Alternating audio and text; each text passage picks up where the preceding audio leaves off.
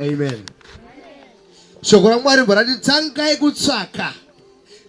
Havangotangi Mwari kuti tangai kutsvaka umambo hwedenga. Ukanzwa kuti tangai zero pane zvimwe zvazvatangwa. Hallelujah. Mwari ukanzwa kuti tangai kutsvaka umambo hwedenga unoziva kuti correction. Pane wanenge wanetseka nekutsvaka zvisiri kubuda.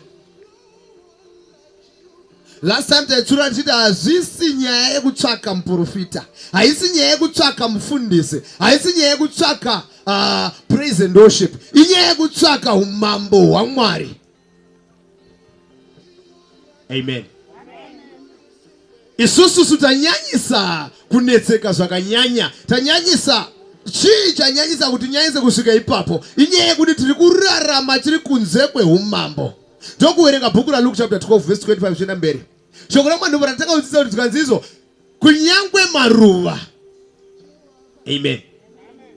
Haana kwaanocheka achinounganidza, haana patinoziva pane dura remaruva, but ndiani wakashongedzeka kusvika paruva. Ndokubva ndabvunza wana gogo vari panapa, ndikati gogo ndiani wakambokwira ndege panapa ukaenda kuAmerica. Ndokushaya.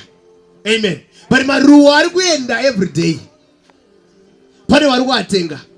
Inyaya yekuti pane chinhu chikanga chanyanyisa kuonekwa kukosha, ndokuti Mwari wakasvika pakamuzoti ndiani wakashongedzeka seruva. Amen. Hallelujah. Zoreva kutiko kana ruva risingacheke, kana ruva risingaunganidzi, kana ruva risiri ndiro rinoti mvura ngainaye, asi richikwanisa kurarama zvokupedzisira ratakurika kuenda kuAmerica. Hallelujah. Inyaya ipi? Inyaya yekuti harisi kutsvaka. Ukanyatsotarisa ruva rako hapana panomuka makusenuka runa rapa next door. Inyaya yekuti pane aritakura. Shoko roti iro itaisa wacheche zvikuru sei muumambo hwedenga. Amen. Hallelujah. Timbovhura Matthew, bhuku raMateo iro timboenda mberi naro munyatsokunzwisisa.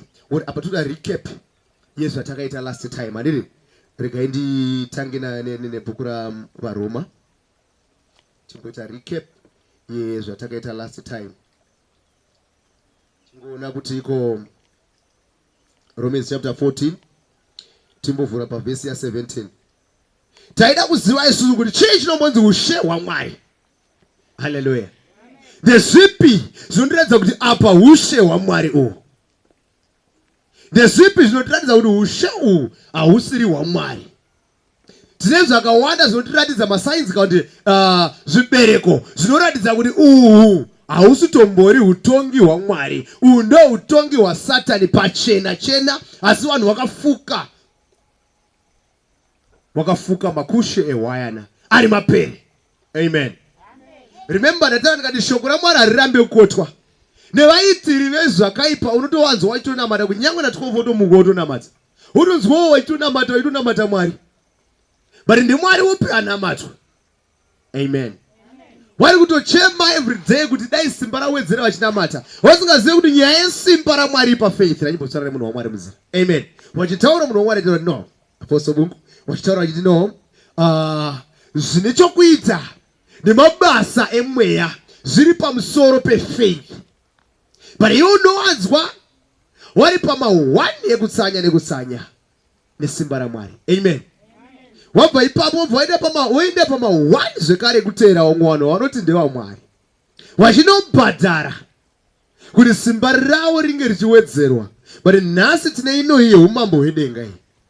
Reka timbonzwa kuti chii chinombonzi umambo hwedenga. Timbonzwa kuti chii chiri muumambo hwedenga.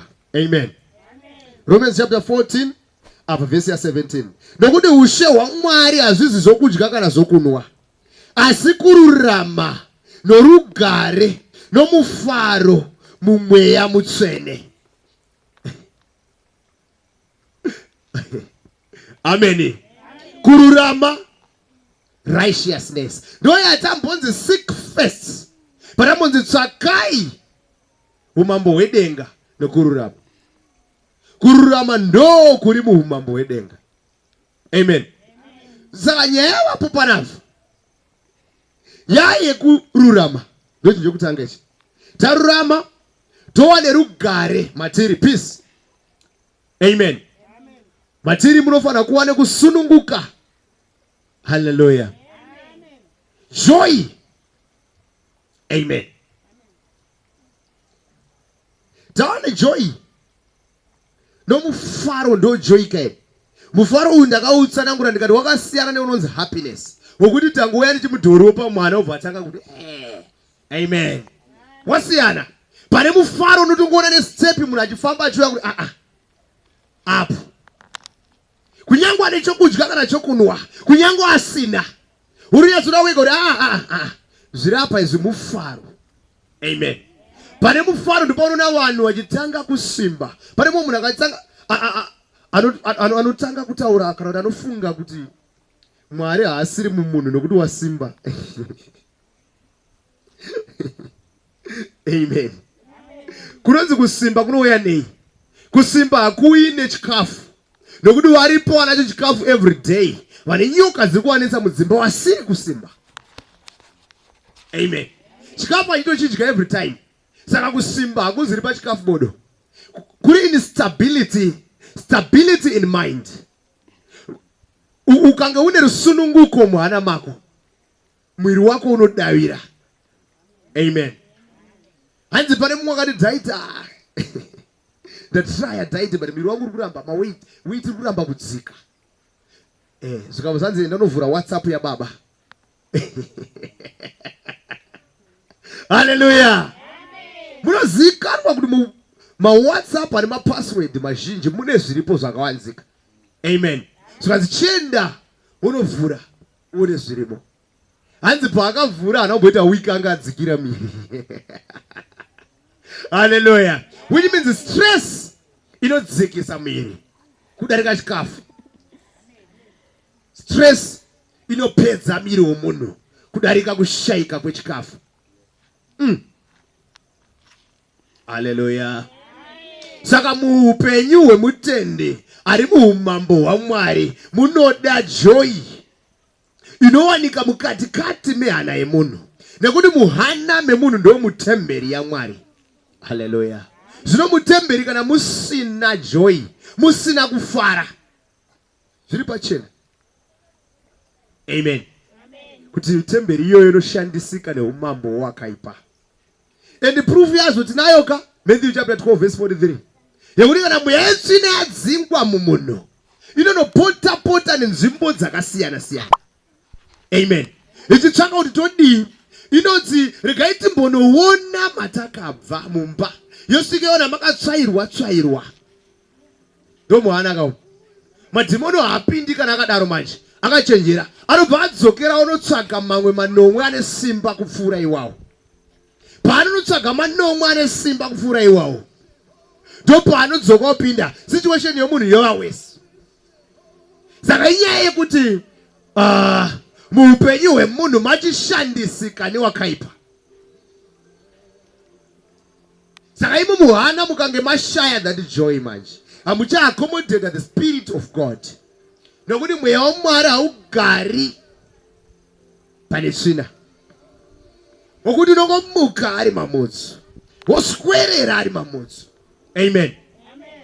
Hodi hapana kana paunombonziwo chakati chawaita chinogona kurumbidzika.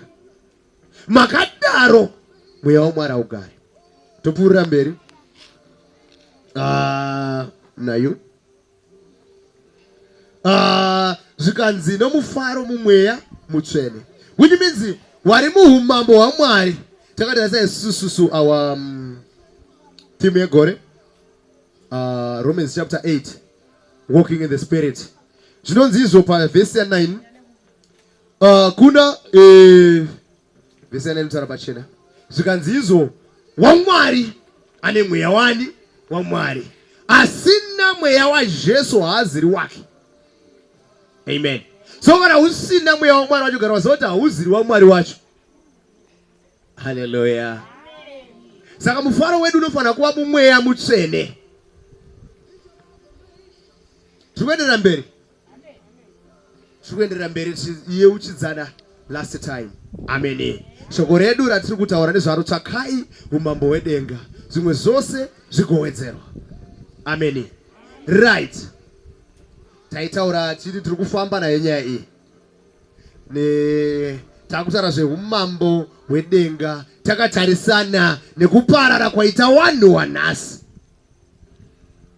Iko zvinonzi inyaya yekungoti muchaziva zokwadi, zokwadi yokusunungurai. Saka tiri kufamba nezokwadi muma-areas ose. Apa sei tanyanyisa kuti nanga nemari. Vanhu vari muma-churches akafanana nemaapostoli. Vanoti ma-Pentecostal churches anoparidza mari. Amen. Yes.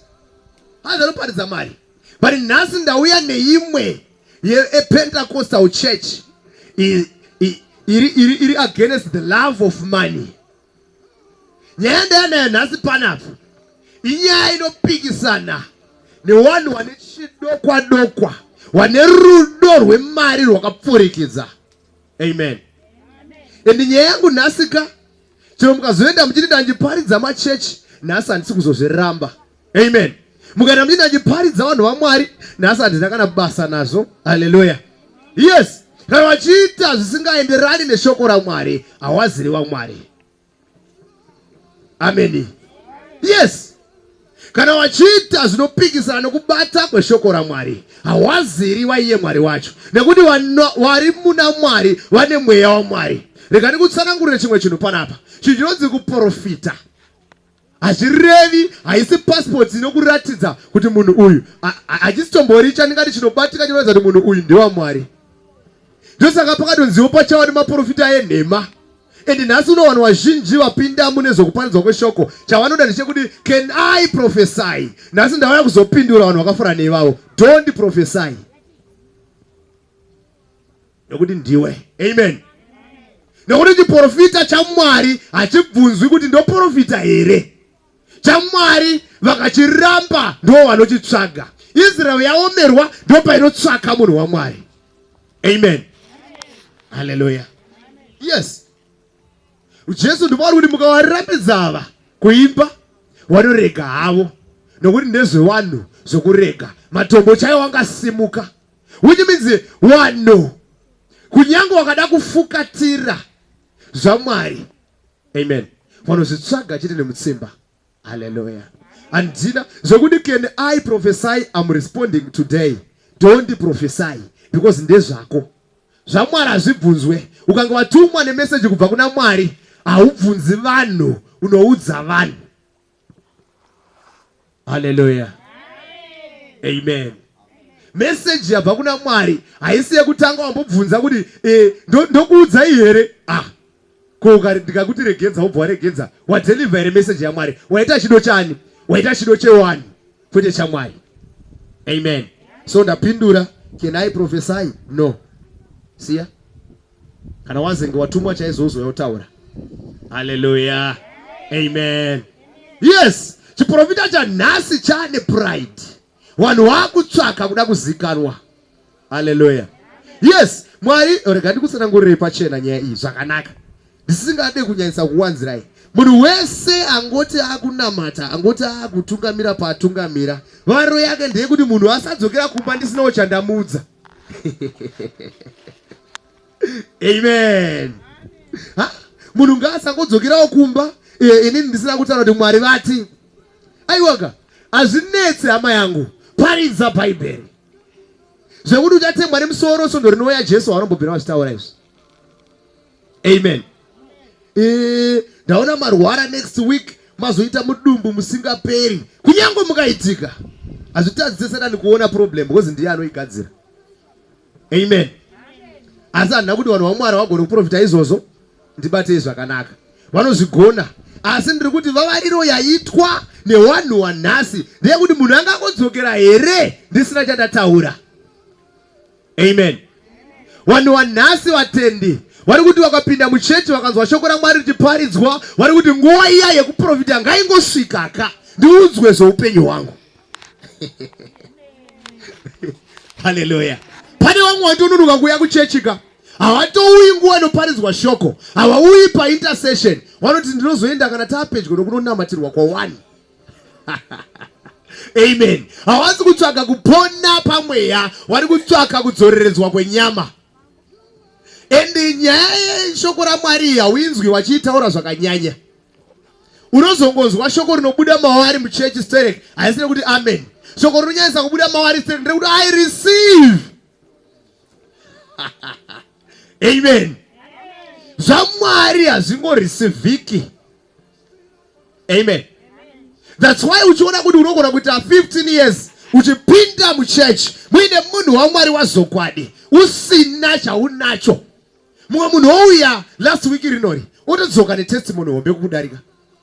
Say unotiitira 12 years tiri pamwe chete but usina chaMwari chaonekwa pauri.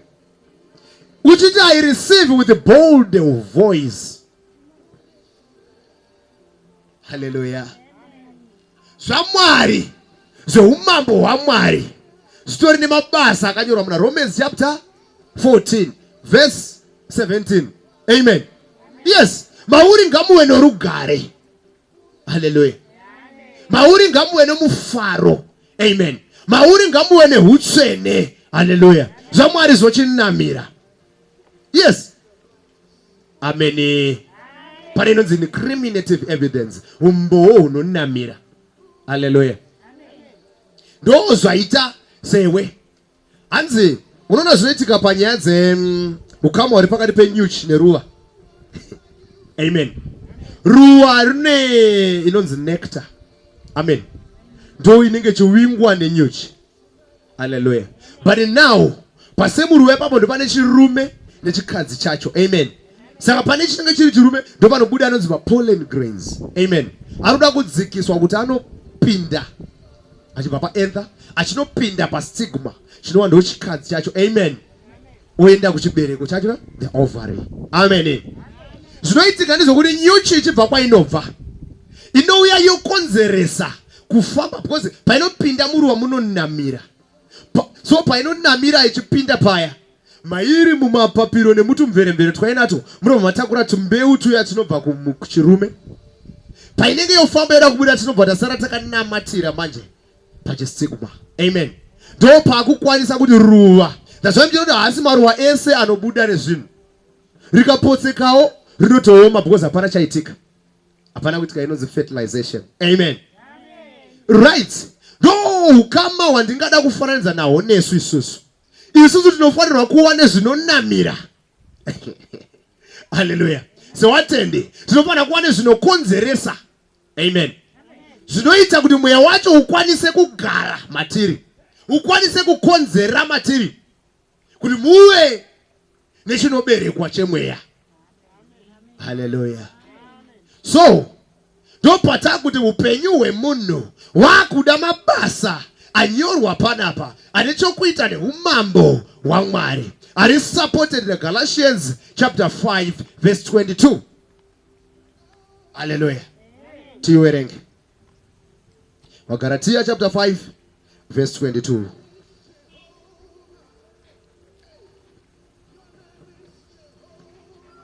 Parasugere? All right. Galatians chapter 5 verse 22. Pani parukoni go for. Okay. All right. I'm going to phone. Galatia chapter 5. Parasugere no one. Antiziga.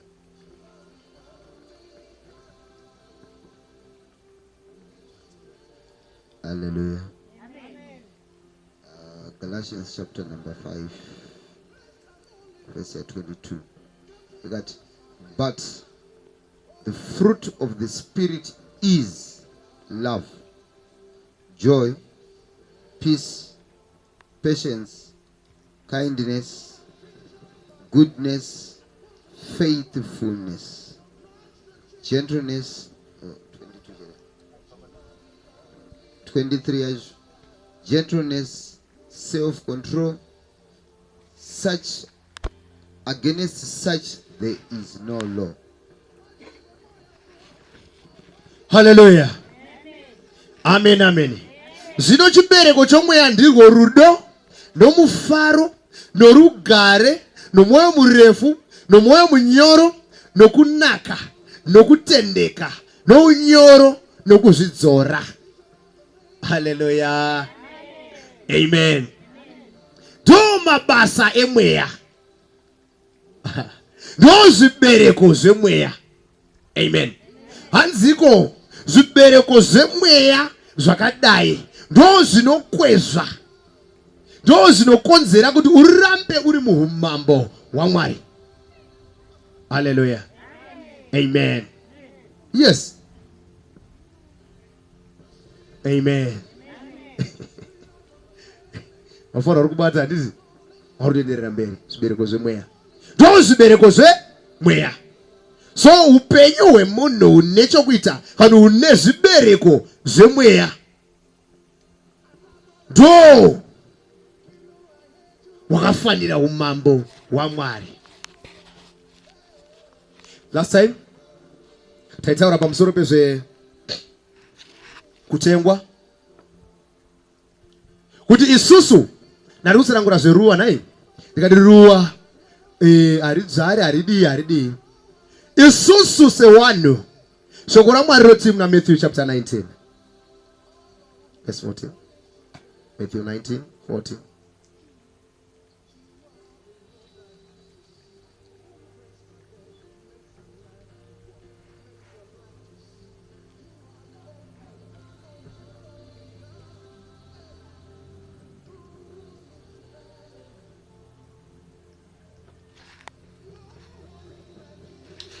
Jesu wakati kwavari, regai waduku musavadzivisa kuuya kwandiri, nokuti ushe hwedenga ndo hwakadai.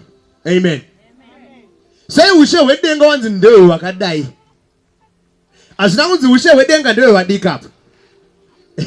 Amen. Hallelujah. Ngatidzokoredzei munhu wari. Pane imwe revelation ndandiri kuwana ipapo. Asi Jesu wakati kwavari, regai vana vaduku musavadzivisa kuuya kwandiri, nokuti ushe hwokudenga ndo hwavakadai. Muri mabasa? Muri kubatira? Jesu haasi kuti nokuti ushe hwedenga ndo hwevaduku. Zvaireva kuti isusu tikangokura kura taifanira kufuatirirwa chechi. Amen. Which means tikangokura kura takufanira kutongoita sei? Kutongoenda kuumambo hwasara taingozoti ataparara. Amen. Haasi kuti ushe hwedenga ndo hwacheche chete. No, ari kuti ndehwevakadai. Sei tiri kufananidzwa navana vaduku?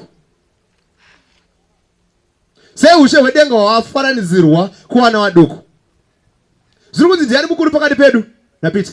Zvikanzi aPita, anova mukuru pakati penyu ngaazviite se mucheche, ngaazviite se mwana muduku. Amen.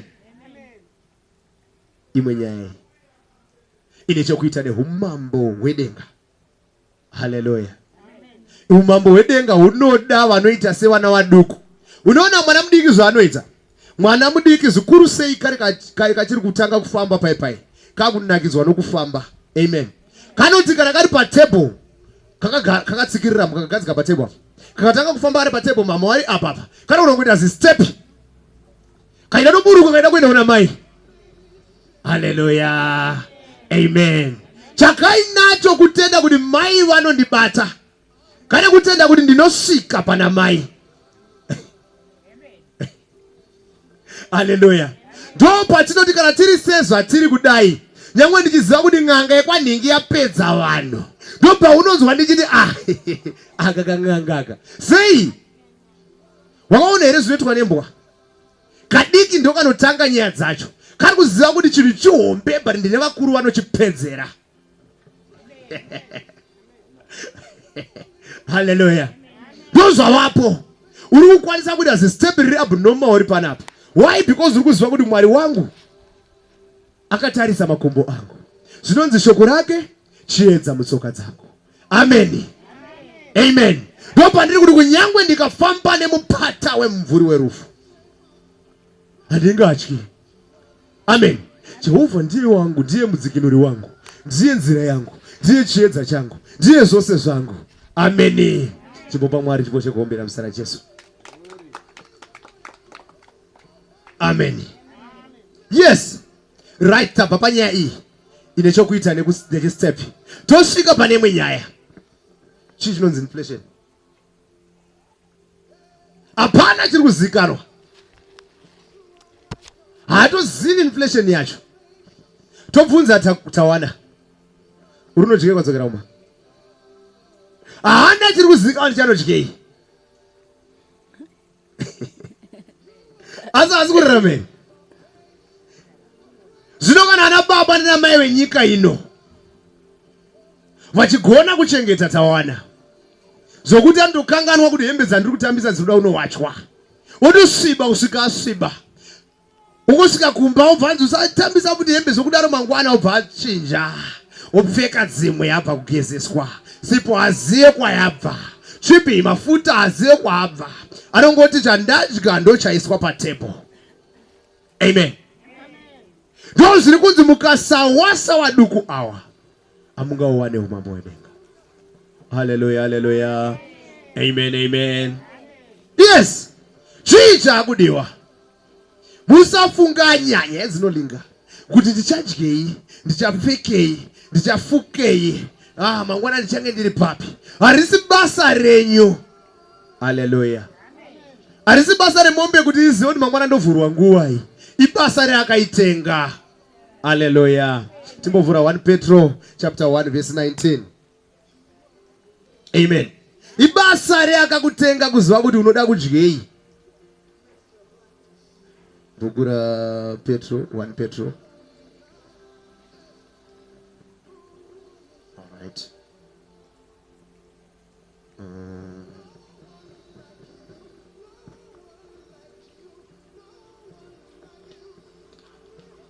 Pane nyaya yafu. Ndikuvhura 1 Petro chapter 1 verse 18. Oh.